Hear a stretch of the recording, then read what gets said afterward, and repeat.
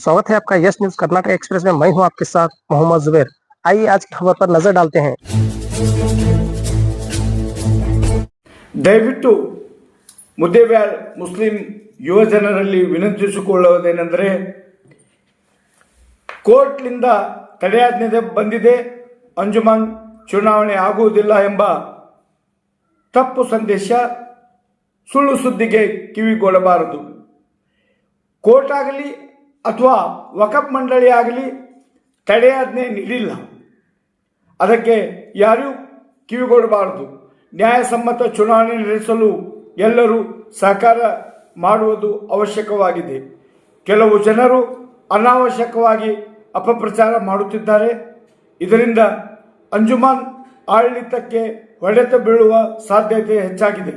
ನಾವೆಲ್ಲರೂ ಸಂಘಟಿತರಾಗಿ ಅಂಜುಮನ್ ಚುನಾವಣೆ ಮಾಡೋಣ. ನಮಗೆ ಅನ್ಯಾಯ ಮತ್ತು ಅಕ್ರಮವಾಗಿ ಅಂಜುಮನ್ ಚುನಾವಣೆ ಮಾಡುತ್ತಿರುವ ಚುನಾವಣಾಧಿಕಾರಿ ಔದ್ರಾಮ್ ಮತ್ತು ಎನ್ರೋಲ್ಮೆಂಟ್ ಆಫೀಸರ್ ಆಗಿರುವ ಶ್ರೀಮತಿ ತಬಸ್ಸುಮ್ ವಿರುದ್ಧ ನಮ್ಮ ಹೋರಾಟ. ಅವರು ಅನ್ಯಾಯ ಮಾಡ್ತಾ ಇದ್ದಾರೆ. ಅವರು ಅಕ್ರಮವಾಗಿ ಸದಸ್ಯರ ಪಟ್ಟಿ ಸಿದ್ಧ ಮಾಡುತ್ತಿದ್ದಾರೆ. ಯಾಕೆ ಸದಸ್ಯರ ನಾಮಪತ್ರ ತಿರಸ್ಕಾರ ಮಾಡಿದ್ರು? ಕಳೆದ ಬಾರಿ ಚುನಾವಣೆಯಲ್ಲಿ ಸ್ಪರ್ಧಿಸಿದ್ರು, ಚುನಾವಣೆ ಮಾಡಿದ್ರು, ಆಗ ಯಾಕೆ ತಿರಸ್ಕಾರ ಮಾಡಿಲ್ಲ? ಈಗ ನಾಮಪತ್ರ ಸಲ್ಲಿಸಲು 10,000 ರೂಪಾಯಿ ಯಾಕೆ ಬೇಕು? ಕಳೆದ ಬಾರಿ 2,500 ಇತ್ತು. ನಮ್ಮ ಬೈಲಾದಲ್ಲಿ ಇಷ್ಟೊಂದು ಹಣ ಇಲ್ಲ. ನಮ್ಮ ಬೈಲಾದಂತೆ ಅವರು ಚುನಾವಣೆ ಮಾಡಬೇಕು. ಇವರು ಸರ್ವಾಧಿಕಾರಿಯಂತೆ ವರ್ತಿಸುತ್ತಿದ್ದಾರೆ.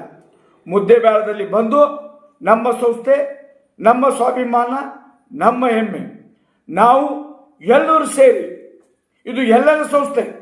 ಅಂಜುಮನ್ ಇಸ್ಲಾಂ ಅಂದರೆ ಮುದ್ದೇಬ್ಯಾಳ್ ಹಿರಿಯ ಮುಸ್ಲಿಂ ನಾಗರಿಕರು ಕಟ್ಟಿದ ಸಂಸ್ಥೆ. ಅದರ ರಕ್ಷಣೆ ಮಾಡುವುದು ನಮ್ಮೆಲ್ಲರ ಕರ್ತವ್ಯ ಆಗಿರುತ್ತದೆ. ಮಾನ್ಯ ಬಂಧುಗಳೇ, ವಿನಾಕಾರಣ ಯಾವುದೇ ರೀತಿ ಅಪಪ್ರಚಾರಕ್ಕೆ ಕಿವಿಗೊಡಬಾರದು. ನಾವು ಈ ಚುನಾವಣೆ ನಿಲ್ಲಿಸಬೇಕೆಂದು ಎಂದೂ ಭಾವಿಸಿಲ್ಲ.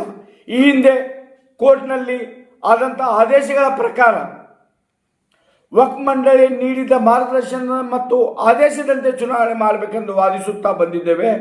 ನಮ್ಮ ಮೇಲೆ ದಬ್ಬಾಳಿಕೆ ಮಾಡಿದರೆ ನಡೆಯುವುದಿಲ್ಲ. ದಬ್ಬಾಳಿಕೆಗೆ ತಕ್ಕ ಉತ್ತರ ಕೊಡುತ್ತೇವೆ. ಔದ್ರಾಮ್ ತಪ್ಪು ತಿಳ್ಕೊಂಡಾರೆ. ಮುದ್ದೇಬ್ಯಾಳದಲ್ಲಿ ಯಾರೂ ಕೇಳುವವರಿಲ್ಲಂತ. ಮುದ್ದೇಬ್ಯಾಳದಲ್ಲಿ ಕೇಳುವ ಗಂಡಸರು ಇನ್ನೂ ಜೀವಂತವಾಗಿದ್ದಾರೆ. ಅದಕ್ಕಾಗಿ ನಾವು ಹೋರಾಟ ಮಾಡುತ್ತಿದ್ದೇವೆ. ಮಾನ್ಯ ಬಂಧುಗಳೇ, 14 ಜನರ ಮೇಲೆ ಹೈಕೋರ್ಟಿನಲ್ಲಿ ಕಿವೇಟ್ ಹಾಕುವುದರ ಮೂಲಕ ಸವಾಲು ಹಾಕಿದ್ದರು. ಅದಕ್ಕೆ ನಾವು ಉತ್ತರ ಸಹ ನೀಡಿದ್ದೆವು. ಯಾಕಂದರೆ ಕಿವೇಟ್ ಹಾಕಿ ಯಾರು ನಮಗೆ ಕೇಳಬಾರದೆಂದು ಅವರು ಭಾವಿಸಿದ್ದರು. ಕಿವೇಟಿಗೆ ಉತ್ತರವಾಗಿ ಪ್ರಕರಣ ದಾಖಲಿಸಿದ್ದೇವೆ. ಮುಂಬರುವ ದಿನಮಾನಗಳಲ್ಲಿ ಇನ್ನೂ 3-4 ಪ್ರಕರಣಗಳು ದಾಖಲು ಮಾಡುತ್ತಿದ್ದೇವೆ.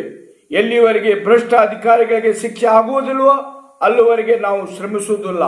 ನಮ್ಮ ಮೇಲೆ ದೌರ್ಜನ್ಯ ದಬ್ಬಾಳಿಕೆ ಮಾಡುವುದರ ಮೂಲಕ ಬೆದರಿಸುವುದು ನಾವು ಸಹಿಸುವುದಿಲ್ಲ. ಅದಕ್ಕೆ ತಕ್ಕ ಉತ್ತರ ಕೊಡುತ್ತೇವೆ.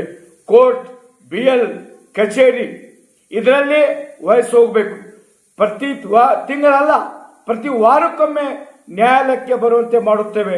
ಕೆಲವು ಶಾಸಕರು, ಸಚಿವರು, ಕೆಲವು ವ್ಯಕ್ತಿಗಳು ದಬ್ಬಾಳಿಕೆ ಮಾಡುತ್ತಿದ್ದಾರೆ. ಅವರ ದಬ್ಬಾಳಿಕೆಗಲ್ಲ, ಅವರ ಅಪ್ಪಗೂ ಹೆದರುವುದಿಲ್ಲ. ನಾವು ಇದು ಗೊತ್ತಿರಬೇಕು. ಅದಕ್ಕಾಗಿ ನಾವು ಇಂದು ಸಜ್ಜಾಗಿದ್ದೇವೆ, ಹೋರಾಟ ಮಾಡುತ್ತಿದ್ದೇವೆ. ಇದಕ್ಕೆ ತಮ್ಮೆಲ್ಲರ ಸಹಕಾರ ಬೇಕು. ತಾವು ಯಾವುದೇ ರೀತಿಯ ಅಪಪ್ರಚಾರಕ್ಕೆ ಕಿವಿಗೊಡಬಾರದು. ಚುನಾವಣೆ ಮಾಡಬೇಕು. ಚುನಾವಣೆ ಮಾಡಿ ಆಡಳಿತ ಮಂಡಳಿ ರಚನೆ ಮಾಡಬೇಕು. ಅದಕ್ಕೆ ನಮ್ಮೆಲ್ಲರ ಸಹಕಾರ ಇದೆ.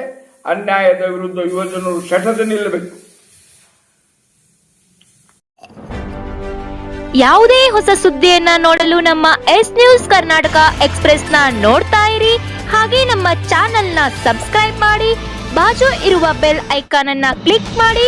ಹಾಗೆ ನಮ್ಮ ಚಾನೆಲ್ ನ ಲೈಕ್ ಮಾಡಿ, ಶೇರ್ ಮಾಡಿ. ನಮ್ಮ ನಡೆ ಸತ್ಯದ ಕಡೆ.